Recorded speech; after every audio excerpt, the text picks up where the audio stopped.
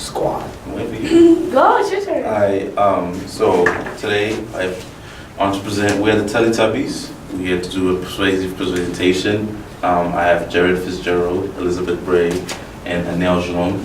My name is Tatena Mudeki, and our persuasive presentation, the name of our project, is going to be Why Should Women Be Paid Equal to Men? And I'm going to start off with like an introduction and the purpose of what we're going to be trying to do today. So I guess in this presentation, I'm going to discuss a number of like social economic factors that contribute to like why there's been a wage gap recently between men and women.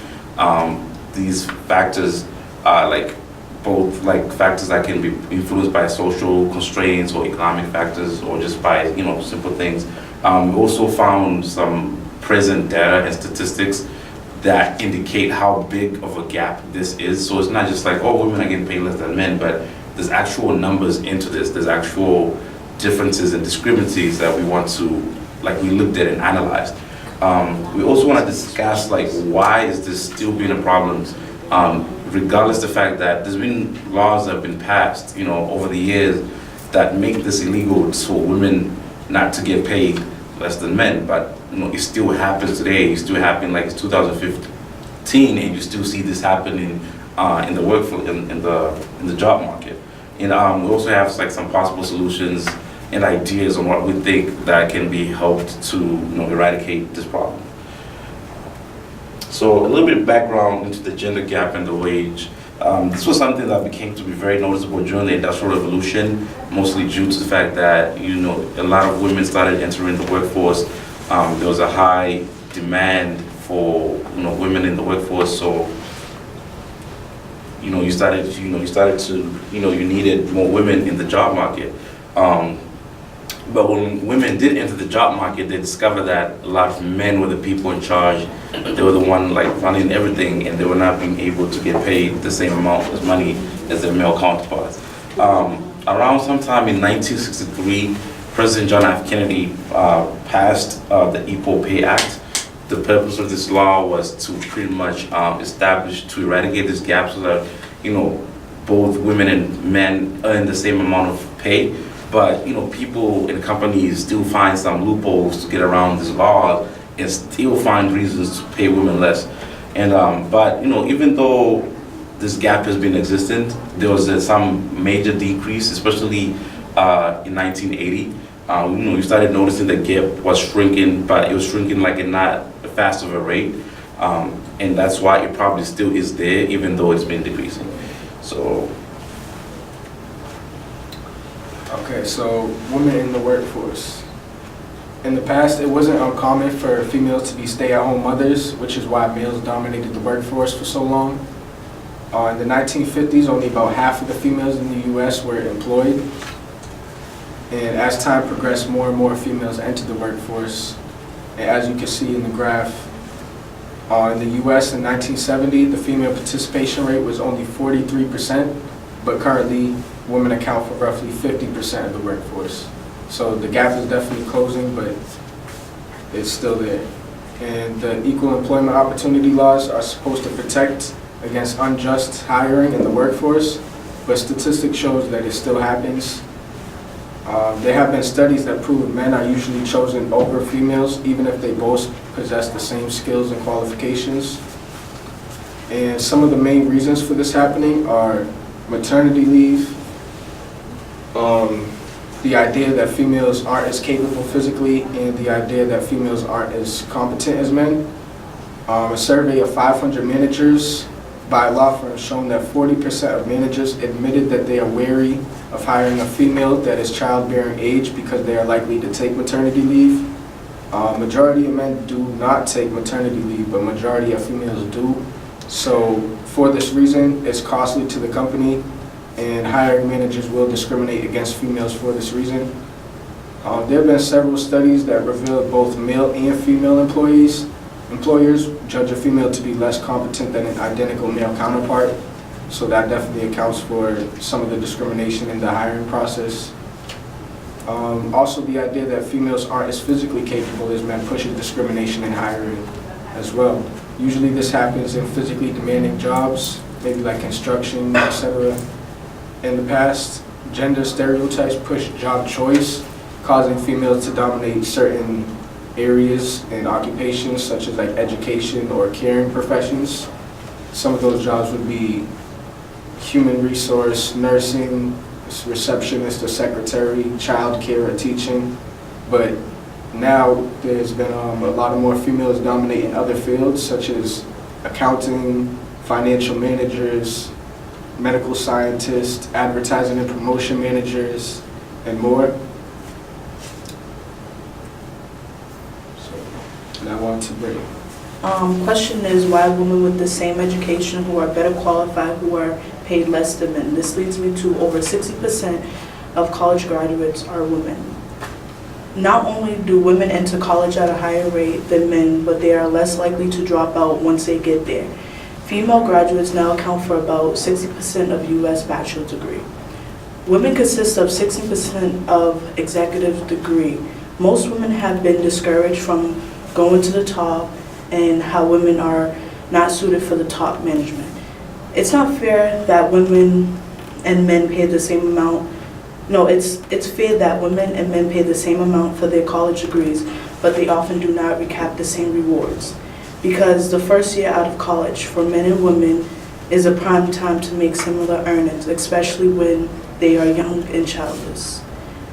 A better qualified employee who is a woman will be paid less than a less experienced or less qualified employee who is a man. Because a woman holding the same characteristics earn a salary 11% less than men. In other words, a woman works for free for 40 days every year when compared to a man holding the same characteristics. For example, a female law graduate can expect to earn 28% less than the men at the start of their careers. This shows women can be childless and still continue to earn less than men in the same field and ranks.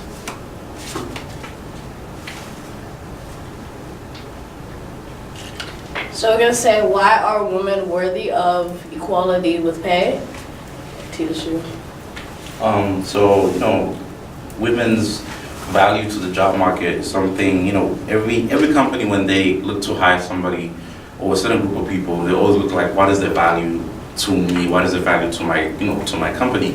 And we've done a lot of research, and like we discovered that women have, they bring the same amount of value as men. Or if women possess amazing multitasking skills that allow them to balance jobs between having kids schedules and having their own schedules and like running things at home. But that also requires the back of like organization skills as to how you're gonna organize that thing, like how I'm gonna balance my life, how I'm gonna balance my time. And by doing so, this organization skill, this skill they develop can also transfer in the workforce, which makes them a very valuable to the workforce. Because like you want someone who's organized, you want someone who has the ability to multitask, who has the ability to work under stress, under difficult conditions, and that makes that person, that employee, more value and brings more value to your company.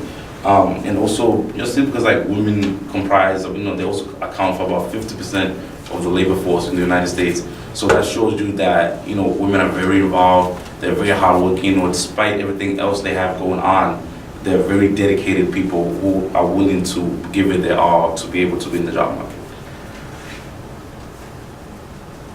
Okay, so we're gonna talk about how women are strong-willed. Basically, women are like determined to do whatever they can do for their family at any cost. They work multiple jobs to support their family, and this mainly goes towards single mothers. As an example, single mothers are more likely to work multiple jobs, and according to Forbes, there is between 15 to 40% of job inequality with a single working household. What's so inspiring about a single mother is that even with that inequality, they're still able to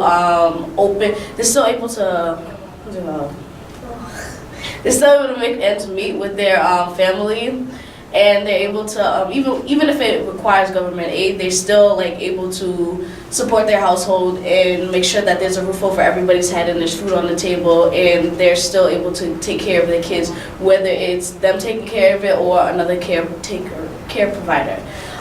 So I'm going to go to an example from the Huffington Post, which is Taylor Hirth, a single mother who has an infant child, and basically she spends about $2,285 in whole, and this is $500 with rent, and rent specifically is only one single bedroom apartment, and with as many bedrooms as you go up, the more the price will be.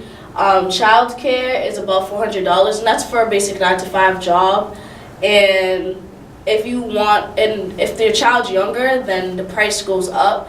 And as the child gets older, the price goes down for the child care. And that's especially if you go to a licensed provider. Utilities, on her side, she's lucky that she only has to pay electric, which is $85. Most people nowadays have to pay water, electric, heat, and even trash, depending on what type of neighborhood or city that they're a part of. Cell phone, which is a definite requirement for nowadays since most people don't have landlines anymore, so that's $75. Health insurance, depending on which state you're in, $300, because in Massachusetts, we have Mass Health, which is more on a cheaper side than other care providers such as Neighborhood Health and Pilgrim. The car and car insurance together would be about $2,100. No, not $2,100. That sounds straight. $210. And that's it on the cheap side, especially if you had your license for a while and you had a car under the insurance for a really about 5 years or so. That's when your price goes down. If not, it'll be even more higher. Gas will be $200, and that obviously fluctuates with whether or not gas is $2 as it is right now, or if it's $4 like it was a few months ago. And basic groceries would be $455, and that's on a basis of probably with TANF and food stamps, which is government aid, and internet, which is definitely a requirement nowadays, which would be $60. So imagine you spending $2,285 when you're making an income of $16,000. That's kind of impossible, especially if you're doing that by yourself. So think about how single mothers are doing all this work. So basically, women deserve equality within the workplace. Many women are educated as much as men and still aren't treated as equally. According to the Bloomberg Business Week, last year we had over 10,000 MBA graduates, and of those graduates, they were young, ambitious, childless, and they all had jobs lined up. Sadly, women made $15,000 less as a starting salary compared to men. So why are women making less money when they're equally as qualified as men?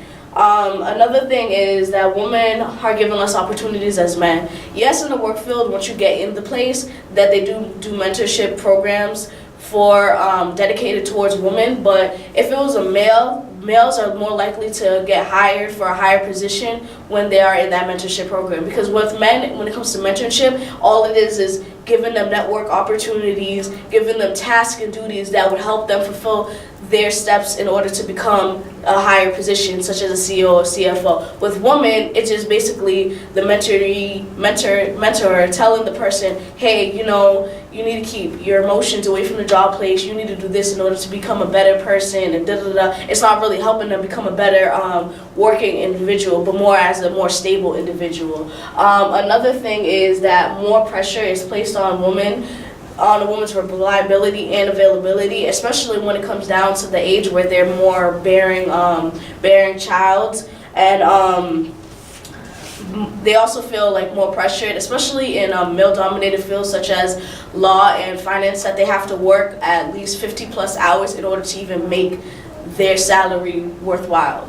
So now I have to ask you guys, why should we help close the wage gap? I think you can flip that. Any questions? There. So that was it. Yep.